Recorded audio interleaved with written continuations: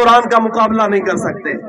اگر دلیل سے مقابلہ کر سکتے ہوتے، یہ پچھلے چند سالوں میں ڈاکٹر شروش، یہودی ڈاکٹر، اس نے فرقان الحق کے نام سے ایک کتاب لکھی اور اس نے کہا کہ یہ دیکھو ہم نے قرآن کا مثل پیش کر دیا، میں قرآن کی مثال لے کے آ گیا، لیکن لفظ تو کوئی جوڑ لے گا پر بتائے نہ کوئی کیسے، لفظ تو جوڑ لے پر قرآن کے اندر جو مٹھاس ہے وہ کہاں سے لائے گا، قرآن میں جو مزہ ہے وہ کہاں سے لائے گا، کوئی لفظ تو جوڑنے بیٹھ جائے گا پر قرآن کی معنویت کو کہاں سے لائے گا۔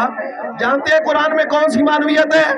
وَالضُّحَىٰ وَاللَّيْلِ إِذَا سَجَىٰ مَا وَدَّعَكَ رَبُّكَ وَمَا قَلَىٰ وَلَلْآخِرَةُ خَيْرٌ لَّكَ مِنَ الْأُولَىٰ وَلَسَوْفَ يُعْطِيكَ رَبُّكَ فَتَرْضَىٰ۔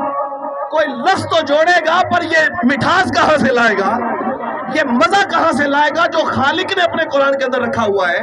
ایک زمانہ تھا، متنبی ایک شاعر تھا عرب کا بہت بڑا، اس نے کہا کہ میں قرآن کی مثال پیش کروں گا، توجہ سے سنیں میرے احباب، اس نے کہا میں قرآن کی مثال لے کے آؤں گا۔ اب مثال لکھنے بیٹھ گیا، قرآن کی ایک سورت ہے القاریہ، ملقاریہ وما ادراک ملقاریہ، معنی یہ ہے کہ وہ گونج، وہ گرج، وہ آواز، القاریہ وہ گونج، ملقاریہ وہ گونج کیا ہے، وہ گرج کیا ہے، پھر اللہ فرماتا ہے وما ادراک ملقاریہ، تمہیں کیا پتا کہ وہ گونج اور گرج کیا ہے۔ اب یہ قرآن کا مزاج ہے، وہ کہتا ہے میں قرآن کی مثال لے کے آؤں گا، کیسے لے کے آیا؟ دیکھیں خدا جب دین لیتا ہے تو عقلیں چھین لیتا ہے، عقل ختم ہو جاتی ہے۔ آپ کو کیا لگتا ہے یہ یورپ میں جتنے لوگ قرآن کی گستاخی کرنے والے عقل والے ہیں؟ دنیا جہان کے پرلے درجے کے بے وقوف ہیں اور پرلے درجے کے یہ پاگل ہیں۔ اگر ان میں رتی برابر بھی عقل موجود ہوتی آج یہ کفر میں سانس نہ لے رہے ہوتے، مصطفیٰ جان رحمت کا کلمہ پڑھ رہے ہوتے۔ یہ بے وقوف لوگ ہیں، اس لیے ان کی عقل معاف ہو گئی۔ وہ متنبی کہنے لگا میں مثل لے کے آ رہا ہوں، کہنے لگا الفیل، فیل عربی میں کہتے ہیں ہاتھی کو، الفیل ہاتھی۔ اب سمجھ آ گئی، ٹھیک ہے ہاتھی کہہ دیا، پھر آگے کہتا ہے مل فیل، ہاتھی کیا ہے؟ سوال کرنا بنتا ہے، پڑھے لکھے لوگ کھڑے ہیں، سوال کرنا بنتا ہے، الفیل ہاتھی، مل فیل کیا ہے ہاتھی؟ پھر آگے کہتے ہیں وما ادراک مل فیل، تم کیا جانو ہاتھی کیا ہے؟ یہاں تو بچہ بچہ جانتا ہے ہاتھی کیا ہے۔ لفظ تو جوڑ لو گے پر قرآن کا معنی کہاں سے لاؤ گے؟ اس لیے قیامت تک قرآن کی مثال کوئی پیش نہیں کر سکا۔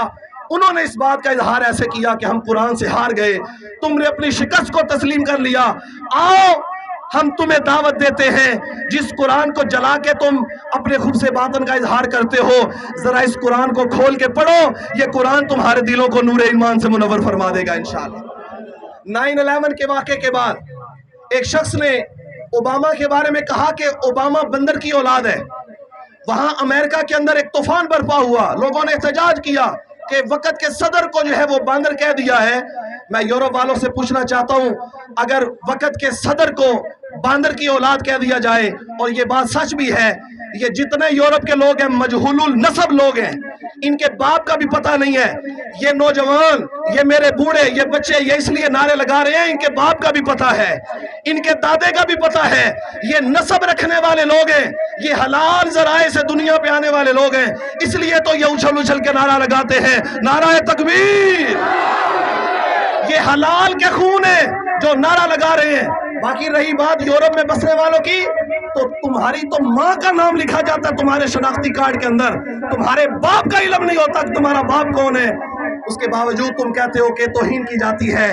تو سنو، ہم پوری قوم امت مسلمہ اس بات کو واضح کرنا چاہتے ہیں، ہم سب کچھ برداشت کر سکتے ہیں، نہ تو توہین رسالت برداشت کر سکتے ہیں، نہ توہین قرآن برداشت کر سکتے ہیں۔ اور انشاءاللہ اور ایک اور بات، میں بات ختم کرنے کی طرف آتا ہوں، ایک اور بات سماعت فرما لیں، ہم نے کیا کرنا ہے؟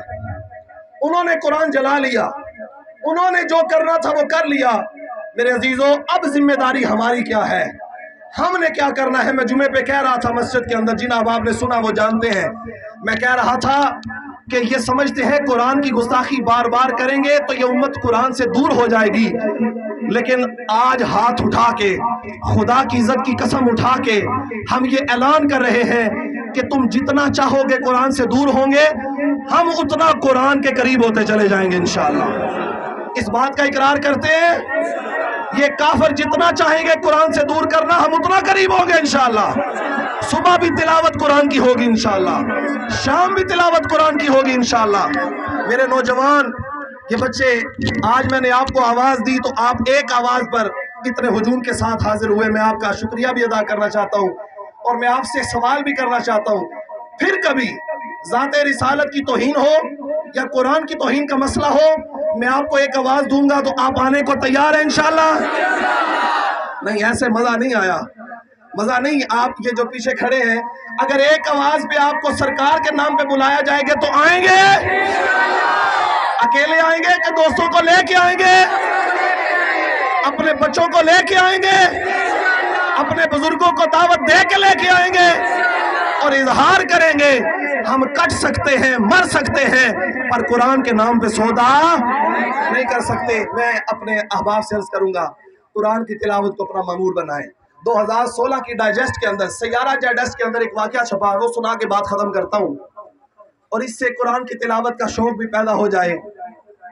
لکھا ہوا تھا کہ تقسیم ہند سے پہلے ہندوستان کو، انہوں نے کہا نہیں، ایسی کوئی بات نہیں ہے، بات صرف یہ ہے کہ اس کی قبر سے آج خوشبو اس لیے آ رہی ہے، یہ قرآن سے بڑا پیار کرنے والا تھا، یہ قرآن سے بڑی محبت کرنے والا تھا۔ لوگوں نے پوچھا وہ کیسے؟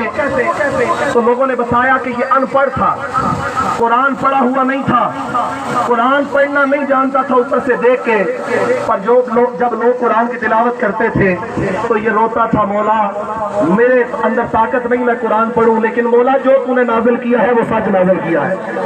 کہتے ہیں ایک وقت بھی ایسا آیا، اس نے قرآن کی تلاوت،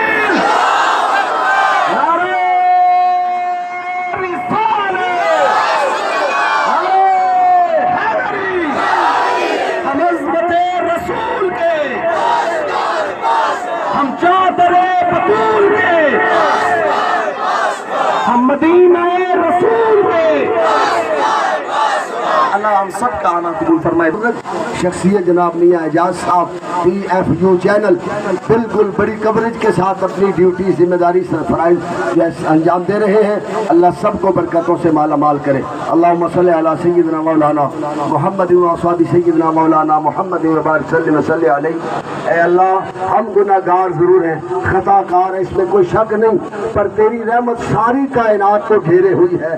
اپنی رحمت کا صدقہ، اپنے محبوب کی عظمت کا صدقہ، ایک ایک قدم پہ قدموں کے برابر نہیں بلکہ اپنی شان کے مطابق سب کو اجر عظیم عطا فرما۔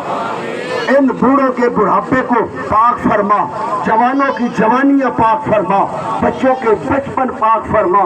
ان سب نے قرآن مجید فرقان حمید کی عظمت کے لیے اپنا وقت پیش کیا ہے، نکلے ہیں، محبت کا اظہار کیا ہے۔ یا اللہ، قیامت کے دن حضور کے لواحِ حمد کے جھنڈے کا سایہ سب کو نصیب فرما۔ دین و دنیا میں کامیابی اور برکت و ترقی عطا فرما۔ عالم اسلام کو یا اللہ سربلندی عطا فرما۔